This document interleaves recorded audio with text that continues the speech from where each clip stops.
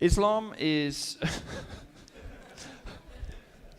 That was very heavy stuff. I thought you needed to lighten the mood for a second.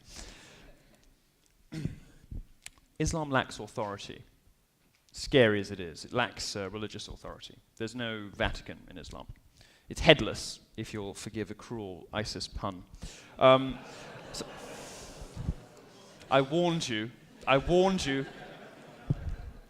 So it lacks someone who can sort of clean house or declare definitively that something is wrong or something should be abandoned. Despite lacking authority, Islam doesn't encourage the kind of one-on-one relationship that Christians have with God.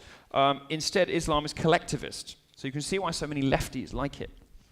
Islam is like the Borg in more ways than one. We have to hope that resistance will not be futile. One of the similarities between Islam and feminism, by the way, is that neither is satisfied until you either conform or die. This is a very classic characteristic of authoritarian regimes. It is very visible in much of the progressive left today, the people who want to control how you think, what you say, the language that you use. And it's no wonder that these people mollycoddle and suck up to radical Islam, or to Islam. Because they kind of have the same view of human nature. And they sort of believe the same things. And they have, I think, the same analysis of the West, too. They don't like the modern, democratic, liberal Western capitalism that we all know has created the best country on earth. We all know is the best basis for founding a society yet devised by man. They don't like it very much.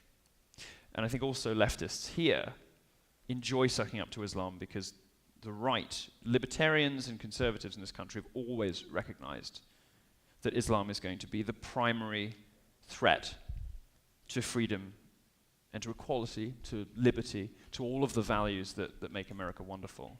Islam was always going to be the primary threat to those. And the right has identified that a very long time ago. And that's, I think, another reason why the left goes after them, because they don't really care about women and minorities. They say they do. But the way they act tells quite a different story. And the way they acted after Orlando told quite a different story. The way that lefty celebrities, after what happened here, came out and said, peace, love, understanding, if we all just get on a bit, we need more gun-free zones. Well, gun-free zones are safe spaces for killers. Gun-free zones are what make us unsafe. Almost all of the massacres that have happened in America in the last decade have happened in gun-free zones. Gun-free zones are where you go if you want to die, because the bad guys know that nobody will be there to shoot back. And one thing that I'm not surprised by Hillary Clinton, by anything she says, really. We know that 50 million from Saudi Arabia, country that executes homosexuals, went straight into her foundation. Of course, she is going to pander to and mollycoddle and suck up to Islam. But something's gone very wrong in culture.